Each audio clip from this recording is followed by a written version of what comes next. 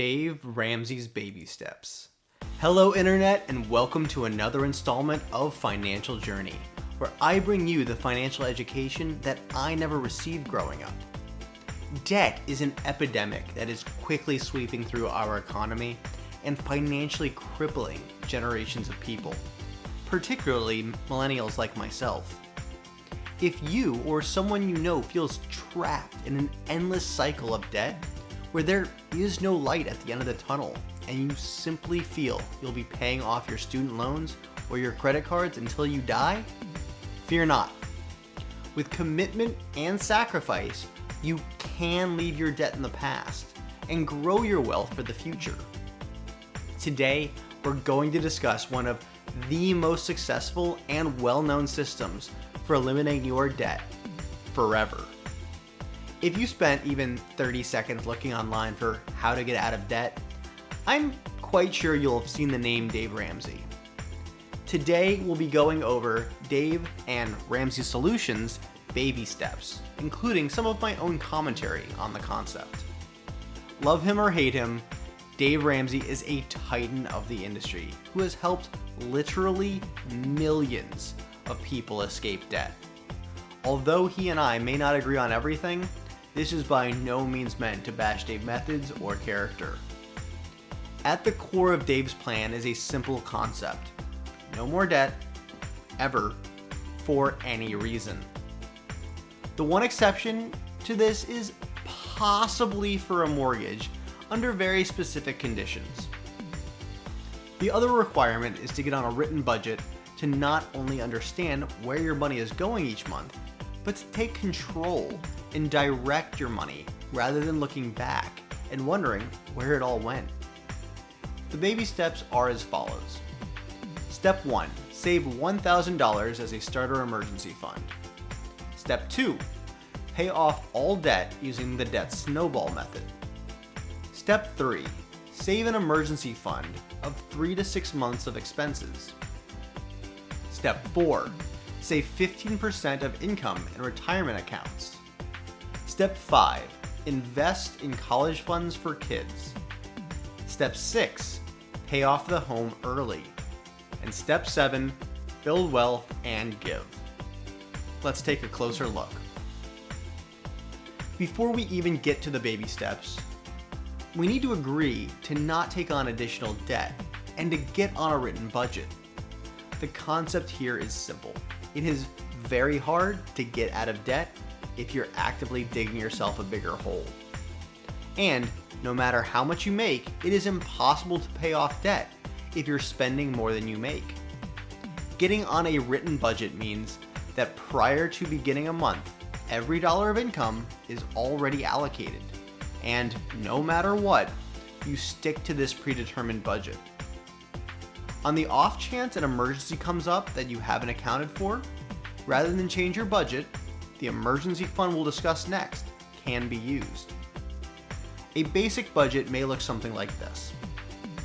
Take-home pay of $4,000, $1,000 for rent, $100 each for utilities and phone, $300 for groceries and food, $200 for gas and insurance, and $850 in various loan payments. These numbers may sound unrealistic depending on where you live, but they're just to demonstrate the concept. You'll also notice here that this is pretty bare bones, and that's by design. While in debt, Dave Ramsey would have you spend no money, zero, for travel, dining out, subscription services, etc. Instead, focusing wholly on getting out of debt. As Dave likes to say, you're living on beans and rice and beans, and you're not seeing the inside of a restaurant unless you're working there.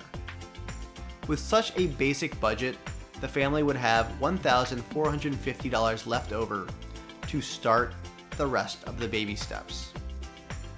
Where Dave and I disagree is around credit cards. I personally think that using a credit card to purchase items you have previously budgeted for is fine, under the specific situation that you pay the card off in full at the end of the month. Meanwhile, Dave Ramsey would have you take out some scissors and as he says, perform some plastic surgery on any cards you have, just eliminating them entirely and forever. For Dave, even an interest-free loan is still debt, and according to research he likes to cite, using a credit card lacks the pain response that spending cash incites. So you actually do end up spending more, regardless of if you're quote-unquote responsible with your credit cards. Once you've decided to take up Dave's program, the first step is to save $1,000 as fast as possible. Recent research suggests that 4 in 10 Americans cannot afford a $400 emergency. Without an emergency fund, it is easy to feel tempted to go back into debt or float it on a credit card when you get a flat tire, break your arm, or need to call a plumber. $1,000 may not sound like much to deal with an emergency, and in the grand scheme of things, it really isn't. However, part of the reason Dave doesn't recommend securing more in your starter emergency fund is to give you that sense of apprehension, which you can use to motivate yourself to plow through baby step 2 all the faster. While completing baby step 2, if life happens and you need to dig into this fund, it's very important to replenish it before throwing additional money at your debt. Baby step 2 is Dave Ramsey's famous debt snowball.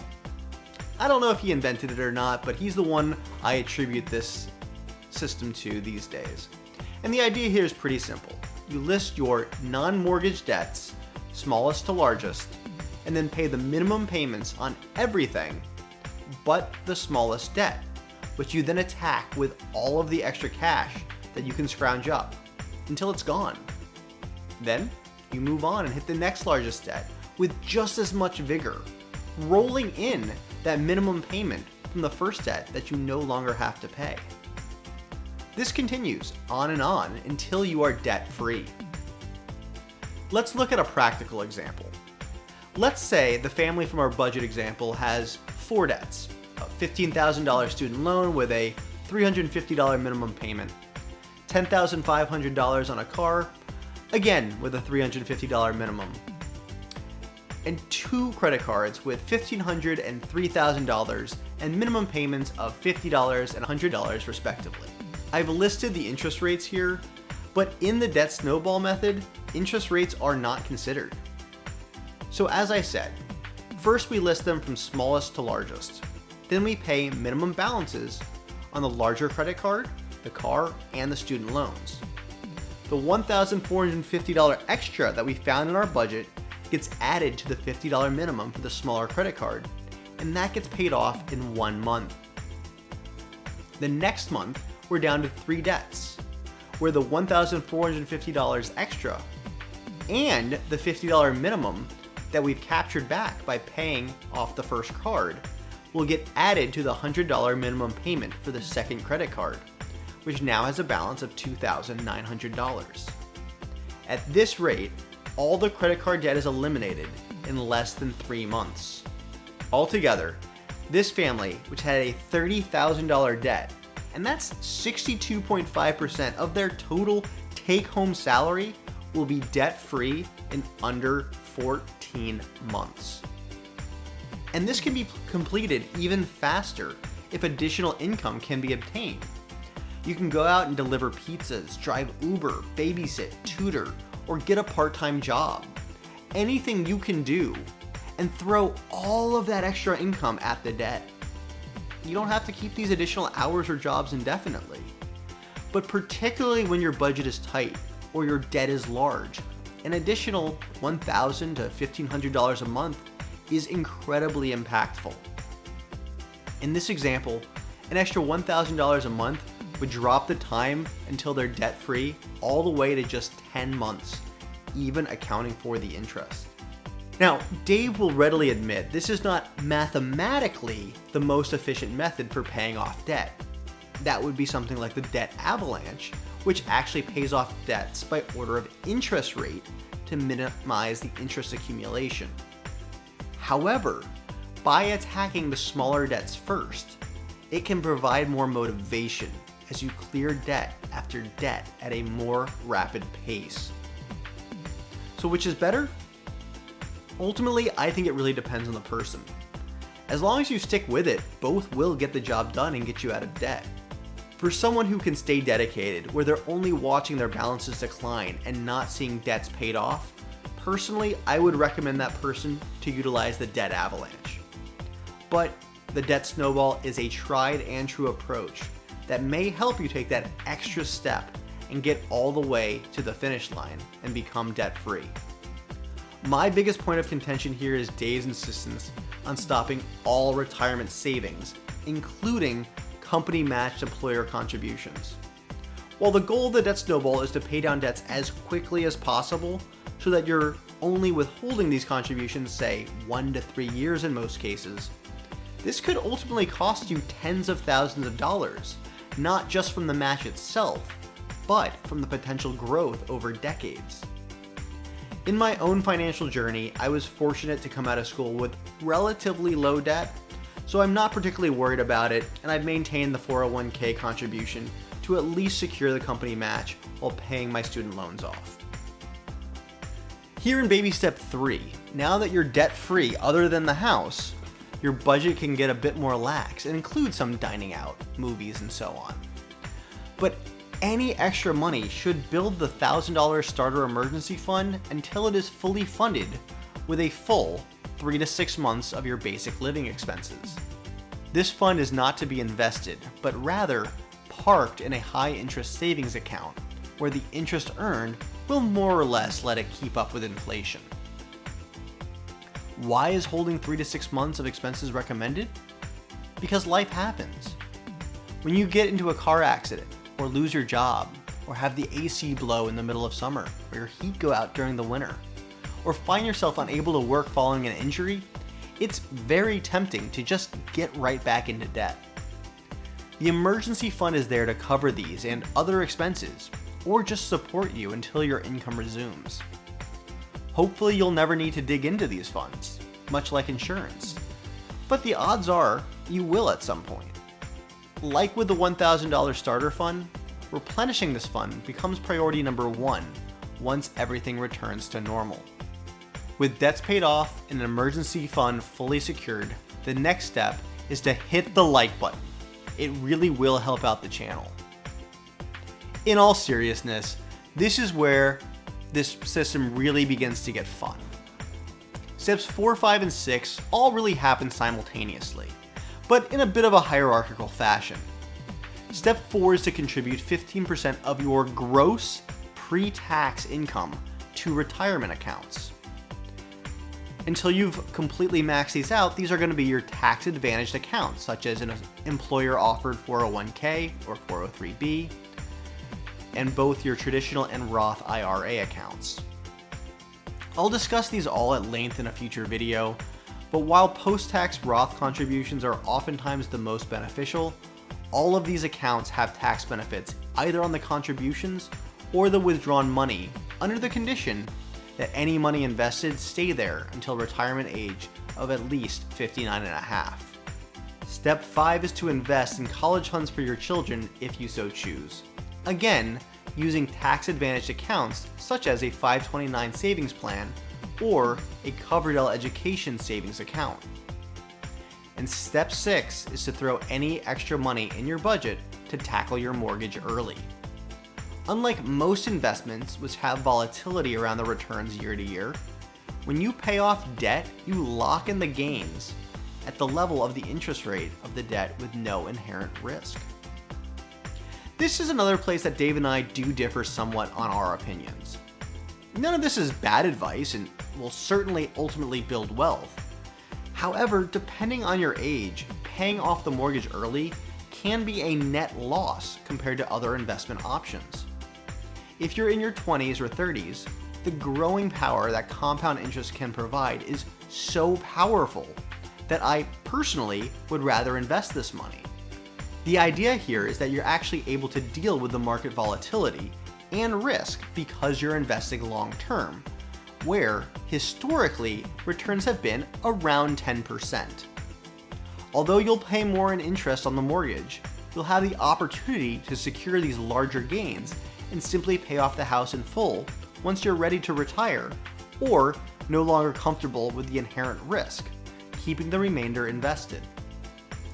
Additionally, the mortgage interest can be written off on your taxes if you're filing a Schedule A, further reducing the relative interest rate. However, if you're in your mid-40s or into your 50s, the absolute difference in growth is not nearly as substantial. And this is particularly true if the money is invested outside of a tax-advantaged account. So the security you gain by locking in the gains by paying down the house may well make more sense. Once you have paid off the house and are 100% debt-free, Dave recommends continuing to invest at least 15% of your income into your retirement accounts and funding college for your children as you see fit. But now, outside of your basic expenses, things like utilities and food, the entire remainder of your income can be used to invest and grow your wealth, as well as travel and gather life experiences, or give to a cause you feel strongly about. Giving is a personal decision, but is fulfilling for so many people. As your financial independence grows, you can donate your money or your time. And there you have it, Dave Ramsey's baby steps. While I don't think this one-size-fits-all approach is necessarily the best option for every person, at its core, this system can absolutely motivate people to get out of debt, and most importantly, stay out of debt. There is a whole community of people following the system that can provide that positive reinforcement, and the stories of many everyday people who buckled down and made it out the other side are truly inspiring. As Dave likes to say, live today like no one else, so that one day you can live and give like no one else. Thank you so much for watching this video all the way to the end. This is by far one of my longest videos to date and does require a lot of research on my end, so please hit the like button if you've learned something new. Debt is a staple in society these days, and it is so easy to fall into bad spending habits. If you know someone who is drowning in debt and looking for a way out, please share this video with them. If you're looking for other videos on personal finance, debt, and saving for retirement, check out my other videos and consider becoming a subscriber to continue on this financial journey together with me. And ring the bell to be notified of new videos. I'll see you in the next one.